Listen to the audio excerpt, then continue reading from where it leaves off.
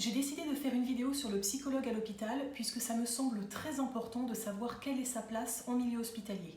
Alors encore une fois, je n'ai pas la prétention d'apporter vraiment une réponse à cette question qui est extrêmement complexe, mais plutôt de partager avec vous les réflexions que j'ai pu avoir au cours de mes stages universitaires et actuellement en poste à l'hôpital.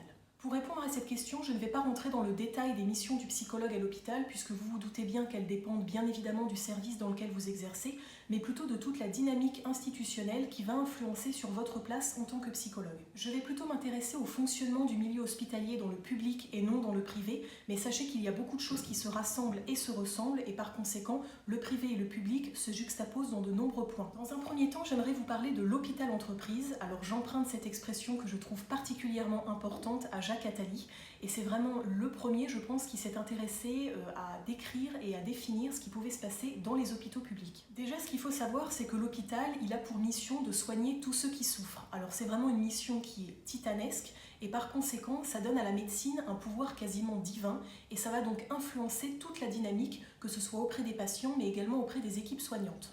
François Marty nous dit que l'hôpital est un royaume et la médecine et donc l'administration s'en disputent le trône. Donc je trouve que c'est très important de garder ça à l'esprit pour comprendre ce qui fait l'essence de notre métier et se questionner toujours sur notre positionnement et par conséquent la place qu'on occupe en tant que psychologue dans le système hospitalier. Ce qu'il est important de comprendre, c'est que l'hôpital il est gouverné par une logique managériale et donc des contraintes financières, budgétaires, où la politique du chiffre elle est extrêmement importante, de plus en plus importante, et par conséquent ça a un impact direct sur la place du psychologue et même sur l'ensemble des usagers qui utilisent l'hôpital pour tout simplement se soigner ou même interagir avec les différents soignants. Les réformes du système de soins, elles se succèdent les unes après les autres et c'est vraiment au gré de ces réformes que l'on prend conscience qu'il y a vraiment une logique managériale extrêmement écrasante qui pèse sur l'hôpital et qui donc, comme je le disais, a un impact non négligeable sur la place du psychologue dans l'institution. Le lexique emprunté au monde de l'entreprise, il teinte vraiment l'ensemble des projets qui sont propres à l'établissement et par conséquent, il a une influence non négligeable sur la prise en charge des patients et bien évidemment sur le métier de psychologue. J'aimerais apporter un petit coup de projecteur sur cette notion de projet d'établissement. Alors déjà, quand vous le demandez, ce fameux projet d'établissement, soit vous avez participé à sa création, soit si vous arrivez en prise de poste, vous allez forcément vous y intéresser. Il est très compliqué à obtenir. Moi, j'ai vraiment galéré pour réussir à avoir accès à ce projet d'établissement. Généralement, on vous dit, il est sur le site internet de l'hôpital, et puis quand vous commencez à chercher et à glaner des informations, vous vous rendez compte que c'est extrêmement flou. Alors il faut savoir que donc ce lexique du monde de l'entreprise, il teinte l'ensemble du projet d'établissement et par conséquent, lorsqu'il y a vraiment une dominance du projet médical, on peine à trouver où s'insère le projet psychologique. Le projet psychologique, il peine à trouver sa place, on ne sait pas comment il va s'insérer dans ce projet global d'établissement. Généralement, il est très connoté avec le projet médical ou le projet paramédical, mais encore une fois, ça vient flouter l'ensemble des représentations qui tournent autour du métier de psychologue, puisque je vous le rappelle que nous ne sommes ni soignants ni affiliés au domaine médical. Le chiffrage d'activité, ça reste vraiment le mot d'ordre à l'hôpital. Soit c'est un échec, soit c'est une réussite qui doit être quantifiable et chiffrable numériquement dans un tableau Excel ou tout simplement dans un tableur de données que l'on va envoyer à l'ARS pour pouvoir justifier de l'ensemble des activités et par conséquent avoir les financements propres à telle ou telle activité. Mais alors pour revenir à nos moutons, ce qui me semble très important, c'est de se poser la question quelle est la place du psychologue lorsque vraiment la logique managériale écrase l'hôpital ? Alors c'est vraiment très compliqué, surtout lorsque le psychologue est absent hiérarchiquement de toutes les instances qui peuvent décider du projet d'établissement et par conséquent par découler du projet psychologique. Donc c'est vraiment des questions qui m'ont vraiment surprise au début. C'est très compliqué lorsqu'on décide de s'y intéresser, de pouvoir trouver des réponses claires et précises. Et c'est pour ça que ça me semblait important de faire une vidéo pour qu'on puisse échanger nos réflexions sur ce sujet. Déjà, la première des choses que je voulais vous confier, c'est ma grande surprise lorsque moi-même je me suis mise à emprunter le lexique de l'entreprise quand je m'intéressais à tout ce qui tournait autour de l'hôpital et par conséquent de la logique managériale. Je parlais de productivité, de rendement, d'accroissement, de polyvalence des équipes. Et c'est vrai que de moi-même, je me suis dit, mais attends, c'est quoi ce truc? Pourquoi tu commences à utiliser des mots de vocabulaire qui sont propres à l'entreprise alors que tu es vraiment à l'hôpital? C'est comme si en fait l'hôpital, il était bloqué entre ce qui est curatif et ce qui est logique managériale. Et comme si vraiment tout le monde peinait à trouver sa place. Et par conséquent, lorsqu'on connaît déjà les difficultés de se positionner en tant que psychologue, ça venait vraiment impacter toute ma pratique, que ce soit mes relations avec les équipes médicales ou même carrément dans la prise en charge avec les patients. Le lexique qu'on peut emprunter au monde de l'entreprise, il ne matche pas du tout avec tout ce qui est pratique clinique du psychologue. Ça vient mettre en échec, on n'a pas le même vocabulaire et donc par conséquent, lorsqu'on ne parle pas la même langue, ça ne peut pas fonctionner. Et puis le pire dans tout ça, c'est que cette utilisation du lexique du monde de l'entreprise, ça vient en fait empêcher la création d'un collectif des psychologues et pire, ça vient carrément les mettre en compétition avec tout ce qu'on connaît déjà autour des obédiences et même des spécialisations. Maintenant que j'ai refermé cette grande parenthèse autour de l'hôpital-entreprise, j'aimerais vous parler plus précisément des relations au sein de l'hôpital et par conséquent m'intéresser plus précisément à la dynamique institutionnelle dans les services hospitaliers, tout en ayant bien évidemment en toile de fond le rôle du psychologue à l'hôpital. Je voudrais vous parler de l'exemple de la blouse blanche. Alors la blouse blanche, moi déjà je ne savais pas avant de commencer mes stages en milieu hospitalier qu'un psychologue avait le choix en fait de porter la blouse blanche. Donc au début j'ai refusé de porter cette blouse blanche en me disant que je n'étais pas un médecin. Et puis finalement, progressivement, je me suis rendu compte que si je ne portais pas cette fameuse blouse blanche, j'avais vraiment pas le sentiment d'appartenir à l'équipe. Donc ça a vraiment été quelque chose qui a été compliqué pour moi, puisque bien évidemment, ça vient vraiment flouter les représentations que le patient peut avoir du psychologue. Je pense qu'on a tous des fois essayé d'expliquer maintes et maintes fois qu'on n'était pas médecin, et à la fin de notre entretien avec le patient, celui-ci nous dit « au revoir docteur ». Donc c'est vraiment ça qui venait tout contrebalancer. Des fois on peine à expliquer que le psychologue n'est pas un médecin, et on a presque comme récompense de cette explication l'incompréhension du patient. Donc déjà, lorsque nous, on peine à expliquer notre intervention, à trouver notre place au sein d'un milieu hospitalier qui est parfois chaotique, en plus, en fait, cette blouse blanche, elle vient carrément flouter tout ce que l'on pourrait représenter en tant que psychologue. Je reviendrai un petit peu plus tard dans cette vidéo sur le glissement de la fonction du psychologue vers une fonction médicale, mais c'est vrai que le port de la blouse blanche, c'est vraiment la porte ouverte à tout ce qui peut être glissement du métier de psychologue vers carrément la branche du médical. Pour finir cette petite partie autour de l'hôpital-entreprise, je dirais que j'ai vraiment constaté au fond de moi qu'il y avait un souci avec toute cette logique managériale et bien évidemment sur son influence sur la place du psychologue. Malheureusement, j'ai vraiment constaté que le malade, il est de plus en plus marchandé et c'est vrai qu'à l'hôpital, on aurait naturellement envie de penser que tout ce qui tourne autour de l'hospitalité est naturellement acquis. Mais en fait, entre l'influence de la recherche et puis le jargon médical qui est extrêmement important, il y a vraiment tout ce qui est autour de la marchandisation du soin du patient qui m'a vraiment particulièrement marquée. Et c'est dans cette dynamique très obscure et très floue que j'ai eu du mal à penser, à décortiquer ma place en tant que psychologue. C'est vrai que lorsque l'on décide en tant que psychologue de travailler à l'hôpital, il faut bien évidemment garder à l'esprit que le médical va être omniprésent. Mais c'est vrai, et c'était peut-être dû à mon inexpérience, mais j'ai été particulièrement marquée par les difficultés que j'ai pu rencontrer pour trouver ma place en tant que psychologue, même si bien évidemment ma place était déjà faite puisque j'avais hérité de celle d'un psychologue qui était particulièrement investi et particulièrement compris avec les équipes. Donc c'était très intéressant, très important, mais en même temps j'avais de grosses difficultés et j'ai eu l'impression que ça venait bien au-delà du service dans lequel j'intervenais, que ça venait vraiment de beaucoup plus haut et de beaucoup plus loin. À présent, j'aimerais vous parler de la communication à l'hôpital, puisque le psychologue, il est vraiment en pleine ligne de mire lorsqu'il s'agit de communiquer à l'hôpital.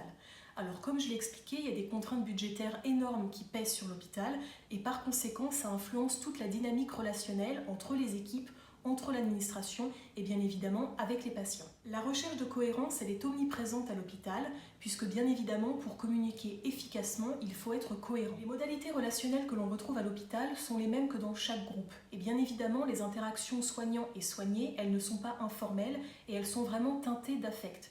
Et j'ai l'impression que lorsque la communication peine à advenir, lorsqu'elle est mise en échec, c'est parce que justement l'administratif, la direction, ne reconnaît pas la palette d'affect qui est en jeu dans les relations entre les usagers et les équipes soignantes. À présent, pour comprendre les diverses interactions à l'hôpital et par conséquent comment le psychologue peut se positionner, j'aimerais tout simplement ouvrir une petite parenthèse autour de ce qui tourne de la généalogie institutionnelle. En gros, il s'agit de s'intéresser à l'histoire de l'hôpital au sens de quelle est sa création, quels sont les différents fondateurs et quelle influence cela peut avoir sur bien évidemment la communication mais également la prise en charge des patients. Généralement, une institution, elle a été créée par des fondateurs bien évidemment mais qui avaient une bonne pensée, c'est-à-dire une pensée utopique et la volonté vraiment de rassembler les gens pour faire une œuvre de bienfaisance. Ça viendrait un peu à caricaturer la phrase « à l'hôpital, tout le monde peut être soigné et tout le monde a droit aux soins et par conséquent tout le monde est le bienvenu ».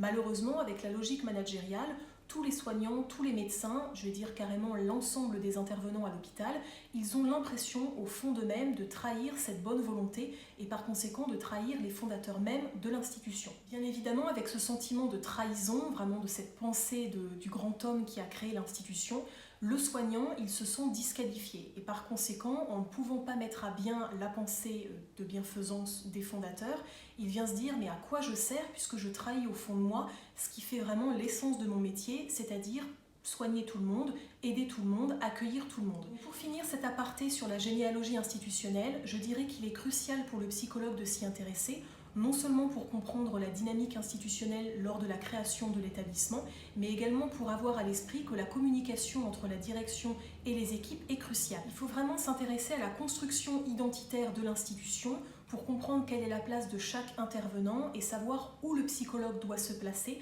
à quel moment sa place peut fluctuer et se transformer. Et surtout, c'est vraiment cette notion de favoriser le dialogue entre la direction et les soignants qui est cruciale.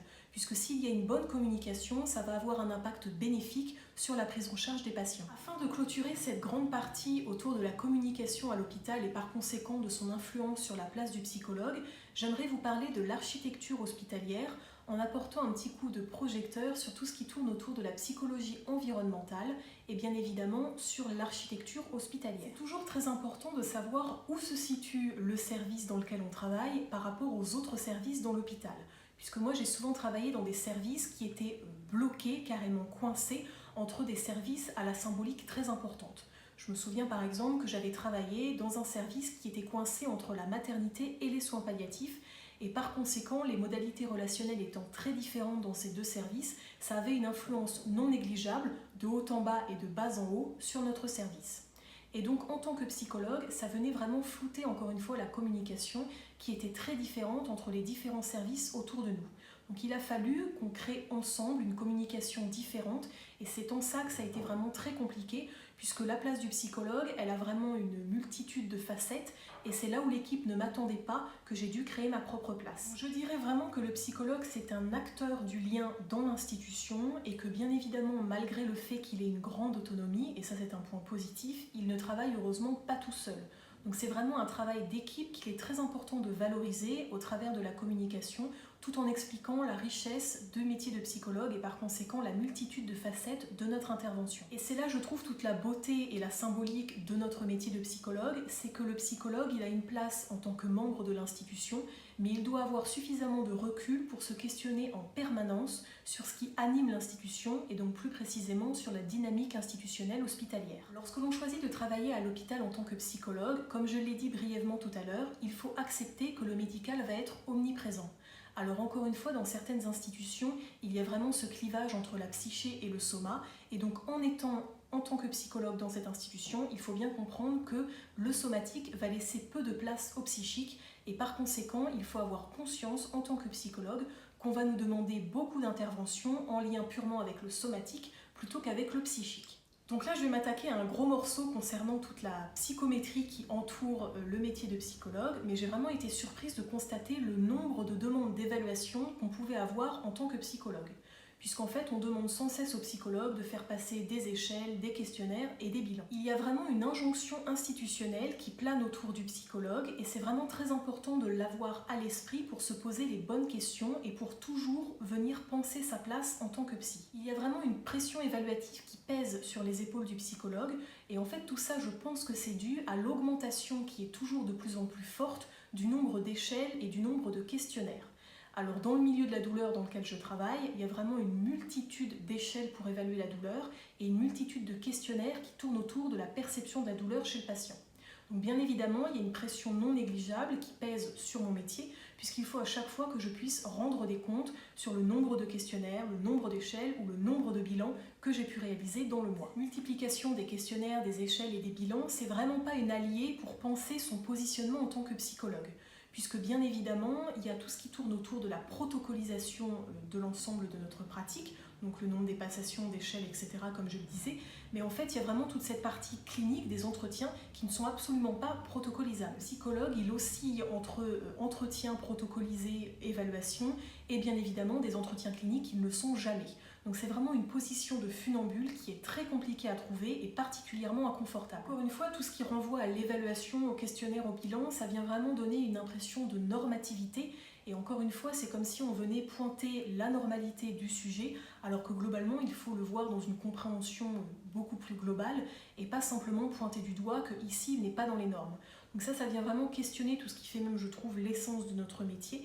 Et par conséquent, ce glissement purement psychométrique me questionne beaucoup et je ne sais pas ce que vous en pensez, mais je trouve que c'est important de le garder à l'esprit pour pouvoir trouver une position confortable sur son lieu de travail. Ce positionnement qui viendrait viser à tout simplement pointer tout ce qui est anormal, ça vient vraiment encore une fois cultiver le clivage entre normal et pathologique. Alors que l'on sait bien qu'on peut être vraiment à la limite des deux et qu'on peut être ponctuellement pathologique, mais encore une fois, ça revient vraiment à toute cette notion de normalité qui est particulièrement complexe et où le psychologue, et donc par conséquent son intervention, trouve leur place, puisque c'est vraiment notre rôle de toujours devoir réinjecter des questionnements au sein des équipes et plus largement au sein de l'institution hospitalière. L'institution, elle se justifie en disant que c'est vraiment pour aider le malade. J'ai l'impression que ça vient vraiment peiner à élaborer notre clinique et ça vient titiller notre éthique et notre déontologie. Et comme je le disais précédemment dans une vidéo, lorsque ça vient trop nous questionner concernant l'éthique et la déontologie, c'est généralement qu'il y a un problème. Alors bien évidemment, il faut soulever ces problématiques, en discuter avec les équipes et l'institution. Encore faut-il que celle-là ne fasse pas la sourde oreille, mais c'est très important de toujours se poser les questions et de savoir où sont les limites de notre métier et qu'est-ce que l'on veut renvoyer comme image, que ce soit aux équipes soignantes, mais également aux patients. Je dirais pour conclure cette partie que le psychologue, ou plus précisément sa place, est vraiment dans la mêlée, entrelacée et entremêlée avec le mal-être institutionnel des équipes et la dynamique économique de l'hôpital. À mon sens, le psychologue, il doit vraiment arriver, malgré les nombreux obstacles que je viens de soulever, à créer du lien. Alors quand je dis créer du lien, c'est pas tout simplement avoir de bonnes relations, mais c'est plutôt faire comprendre à l'ensemble de l'équipe quel est son rôle, quelle est sa place et en quoi cela peut être bénéfique pour les patients, mais donc plus généralement pour l'institution hospitalière. Il est vraiment crucial de penser le lien, c'est-à-dire de vraiment créer de l'interaction entre le psychologue et les médecins. Puisqu'en fait, toute cette logique managériale, cette politique du chiffre, elle vient, comme je le disais, lapider la profession de psychologue. Et par conséquent, il est très important de réinjecter tout ce qui est de la dynamique institutionnelle et de la compréhension de cette dernière auprès des équipes et plus précisément auprès des médecins. Je pense qu'il faut vraiment expliquer tout ce qui tourne autour du mot soigner et plutôt le transformer en prendre soin, et vraiment c'est à travers cette explication, cette compréhension de la dynamique institutionnelle, des relations, de la communication, que le dialogue entre psychologue et médecin va pouvoir s'instaurer dans de bonnes conditions. À présent, j'aimerais vous parler de la fameuse tarification à l'acte qui vient, je trouve, lapider notre profession en tant que psychologue.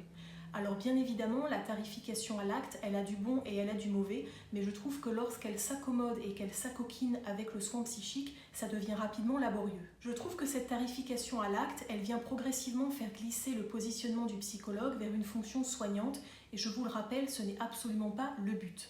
Pour ma part, j'ai facilement été tentée par tout ce qui était formation médicale, formation soignante, mais encore une fois, je me suis rendu compte que ça venait rapidement flouter tout ce qui tournait autour de mon positionnement, que ce soit du point de vue des équipes, mais bien évidemment également du point de vue des patients. J'aimerais attirer votre attention sur tout ce qui tourne autour des formations, à but à la base vraiment d'autonomiser le patient, par exemple autour de tout ce qui est apprentissage de techniques psychocorporelles. Et c'est vraiment pour moi quelque chose de très important puisque je suis moi-même formée à ces techniques et je l'ai vécu vraiment au premier plan puisque rapidement j'ai senti que mon positionnement, ma fonction en tant que psychologue se dégradait et qu'encore une fois il y avait un flou un peu artistique autour de mes fonctions. Il faut par exemple faire très attention avec toutes les thérapies psychocorporelles, hypnose, EMDR, etc. Puisqu'en fait ça vient vraiment, si on n'est pas capable de cadrer sa pratique et d'expliquer ce que l'on fait, comme je le disais, flouter les représentations qui tournent autour du métier du psychologue. Puisque généralement les équipes, elles expliquent aux patients, vous allez rencontrer le psychologue qui va vous administrer presque ce traitement, qui va vous proposer des séances sur un protocole bien défini pour par exemple gagner en autonomie ou carrément ne plus avoir de douleur. Je prends l'exemple par exemple de l'hypnose analgésie. Il faut vraiment faire attention à comment les équipes proposent aux patients l'intervention du psychologue concernant, comme je le disais, l'exemple des techniques psychocorporelles, mais vraiment de faire attention à ce que nous-mêmes on renvoie et comment on explique sa pratique. Je vous rappelle également que de nombreuses techniques psychocorporelles peuvent être acquises par notamment le personnel soignant ou des médecins, et encore une fois, lorsque le patient se dit « tiens, l'infirmière, le médecin et le psychologue, ils font cette pratique-là », ça veut dire que tout le monde est dans le même sac et par conséquent, tout le monde a la même intervention. La tentation de se former médicalement, elle est très grande lorsque l'on est psychologue à l'hôpital, puisque le jargon médical, qui est très difficile à comprendre, est omniprésent. Donc on aurait envie de se former médicalement pour avoir accès à ce savoir, que ce soit très personnellement ou même pour le transmettre à nos patients, mais il faut vraiment garder cette position de non-savoir qui s'oppose vraiment à la médecine pour ne pas venir encore une fois flouter la représentation de notre métier. Je parlais dans une précédente vidéo de la difficulté de définir le positionnement, qu'est-ce que c'était, qu'est-ce que ça voulait dire et qu'est-ce que ça pouvait apporter, mais il est vraiment crucial de bien comprendre comment définir cette notion complexe, mais surtout de comprendre son influence sur le bon fonctionnement de l'institution dans laquelle on travaille. Bien, je pense que j'ai fait vraiment le tour de pas mal de choses et de pas mal de réflexions autour de la position ô combien délicate du psychologue au sein de l'institution hospitalière qui est vraiment éreintée et harassée par une politique managériale très déshumanisante et très compromettante pour définir notre positionnement.